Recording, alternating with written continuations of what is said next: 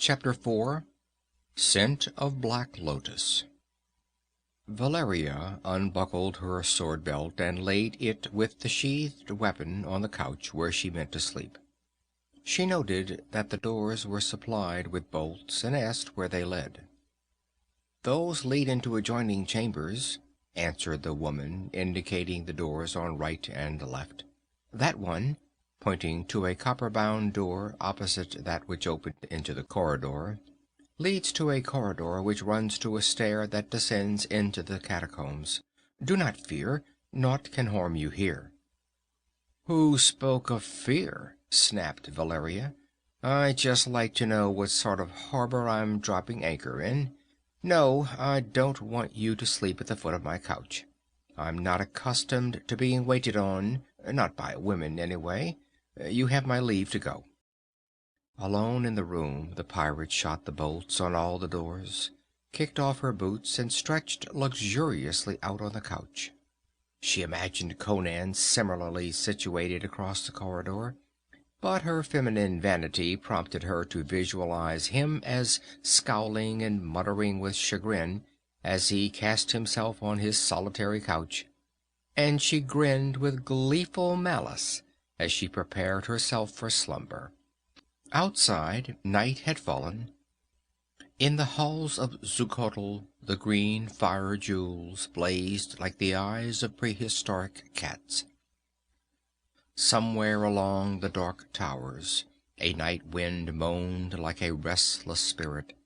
Through the dim passages stealthy figures began stealing like disembodied shadows. Valeria awoke suddenly on her couch. In the dusky emerald glow of the fire gems, she saw a shadowy figure bending over her. For a bemused instant, the apparition seemed part of the dream she had been dreaming. She had seemed to lie on the couch in the chamber as she was actually lying, while over her pulsed and throbbed a gigantic black blossom, so enormous that it hid the ceiling. Its exotic perfume pervaded her being, inducing a delicious, sensuous languor that was something more or less than sleep.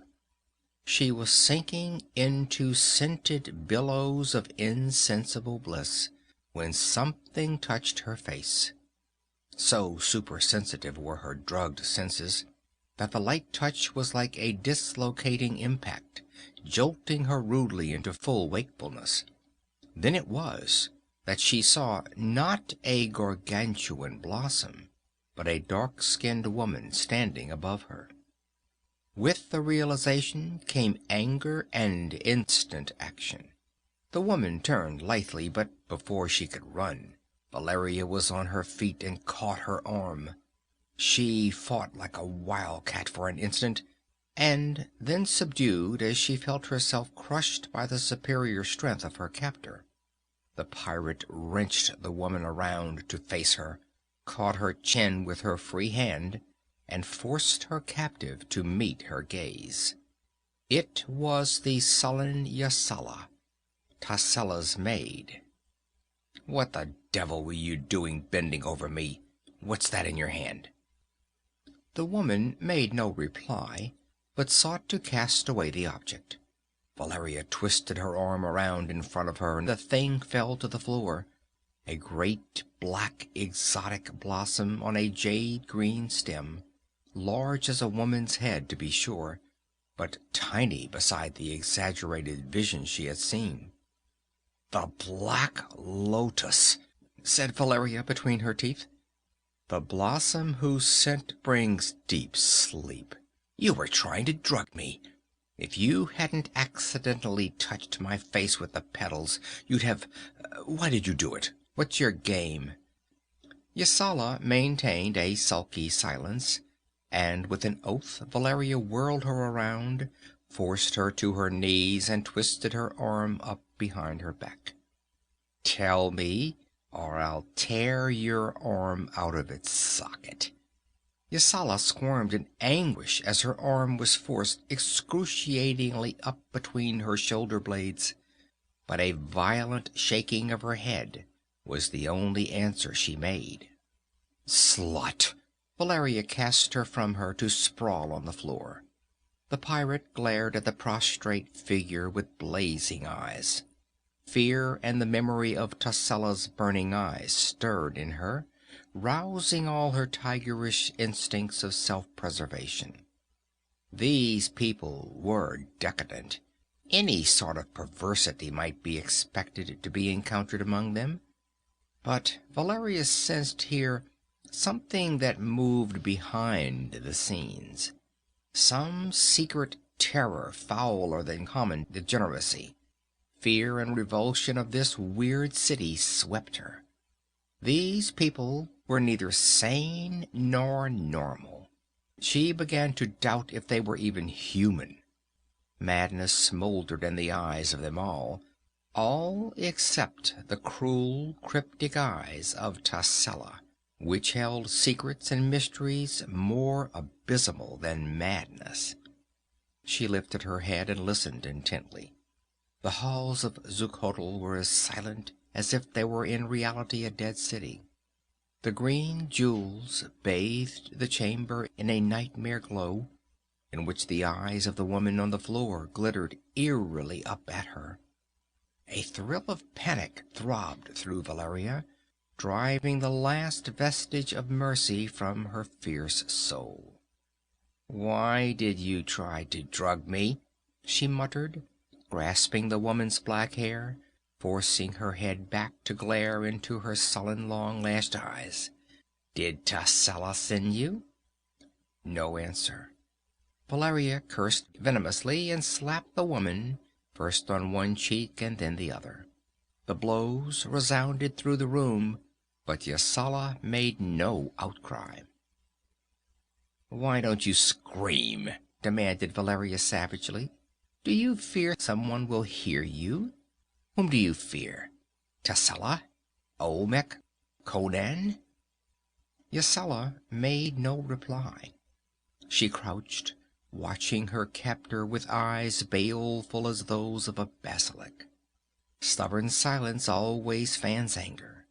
Valeria turned and tore a handful of cords from a nearby hanging. "You sulky slut," she said between her teeth.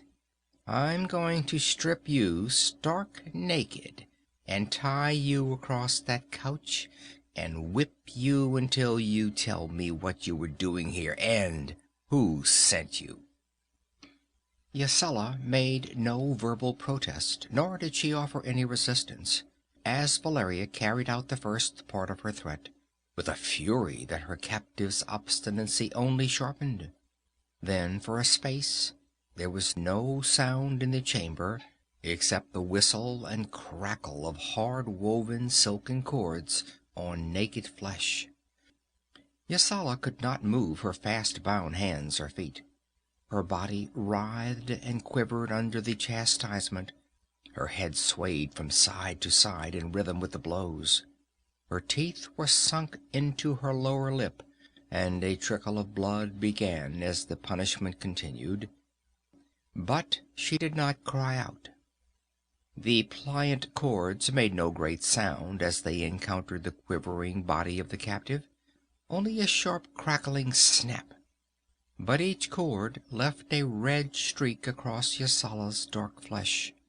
Valeria inflicted the punishment with all the strength of her war-hardened arm, with all the mercilessness acquired during a life where pain and torment were daily happenings, and with all the cynical ingenuity which only a woman displays toward a woman. Yasala suffered more physically and mentally than she would have suffered under a lash wielded by a man, however strong. It was the application of this feminine cynicism which at last tamed Yasala. A low whimper escaped from her lips, and Valeria paused, arm lifted, and raked back a damp yellow lock. "Well, are you going to talk?" she demanded. "I can keep this up all night if necessary." "Mercy," whispered the woman. "I will tell." Valeria cut the cords from her wrists and ankles and pulled her to her feet. Yasala sank down on the couch, half reclining on one bare hip, supporting herself on her arm and writhing at the contact of her smarting flesh with the couch. She was trembling in every limb. "Wine," she begged, dry-lipped, indicating with a quivering hand a gold vessel on an ivory table. "Let me drink. I am weak with pain. Then I will tell you all." Valeria picked up the vessel, and Yasala rose unsteadily to receive it. She took it, raised it toward her lips, then dashed the contents full into the Aquilonian's face. Valeria reeled backward, shaking, and clawing the stinging liquid out of her eyes. Through a smarting mist she saw Yasala dart across the room, fling back a bolt, throw open the copper-bound door, and run down the hall. The pirate was after her instantly, sword out and murder in her heart. But Yasala had the start, and she ran with the nervous agility of a woman who has just been whipped to the point of hysterical frenzy. She rounded a corner in the corridor, yards ahead of Valeria, and when the pirate turned it, she saw only an empty hall, and at the other end a door that gaped blackly. A damp, moldy scent reeked up from it, and Valeria shivered. That must be the door that led to the catacombs. Yasala had taken refuge among the dead. Valeria advanced to the door and looked down a flight of stone steps that vanished quickly into utter blackness. Evidently it was a shaft that led straight to the pits below the city, without opening upon any of the lower floors. She shivered slightly at the thought of the thousands of corpses lying in their stone crypts down there, wrapped in their moldering cloths. She had no intention of groping her way down those stone steps. Yasala doubtless knew every turn and twist of the subterranean tunnels. She was turning back, baffled and furious, when a sobbing cry welled up from the blackness. It seemed to come from a great depth, but human words were faintly distinguishable, and the voice was that of a woman. "Oh, help! Help in Set's name! Ah!" It trailed away, and Valeria thought she caught the echo of a ghostly tittering. Valeria felt her skin crawl. What had happened to Yasala down there in the thick blackness? There was no doubt that it had been she who had cried out. But what peril could have befallen her? Was a Xotalancan lurking down there? Olmec had assured them that the catacombs below Tecuhltli were walled off from the rest, too securely for their enemies to break through.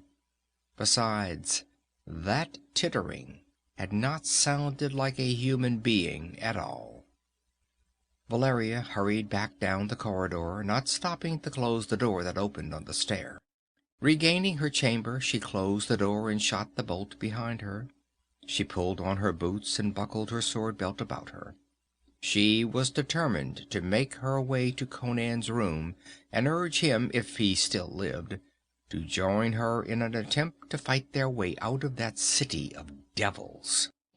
But even as she reached the door that opened into the corridor, a long-drawn scream of agony rang through the halls, followed by the stamp of running feet and the loud clangor of swords.